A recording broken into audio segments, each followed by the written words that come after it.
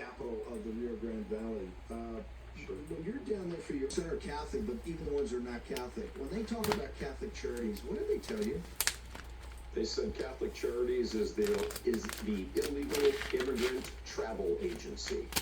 I don't think people quite realize the relationship that getting many of these illegals to the border, there's a big operation behind the scenes there with so-called Catholics. But once they get across the border, then Catholic Charities picks up and distributes them. I mean, we've seen all of these midnight flights going into Westchester County in New York, for example, and Pennsylvania, all over.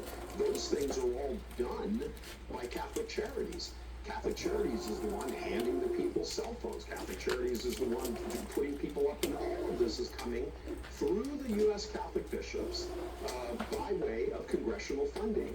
The Catholic bishops are one of the largest NGOs that the U.S. government has as contractors. And it's not just this particular issue, which is gigantic. Again, like we said before, the environment in which tens of thousands, probably many more than that, that's just the ones we know about, probably hundreds of thousands of our coalition, Lepanto Institute, Regina Magazine, Roman Catholic Faithful, these groups, we've all been working with each other for years and years and years, and said, we're sick of it. We're sick of it.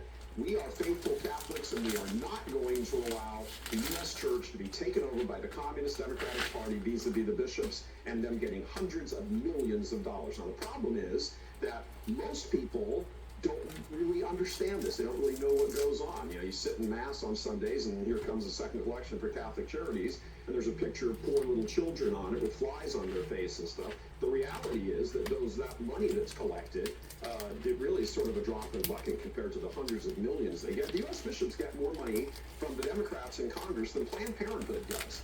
And when you look at all this and you add it all up and they have all this stuff, what are they trying to do? They're at the trough.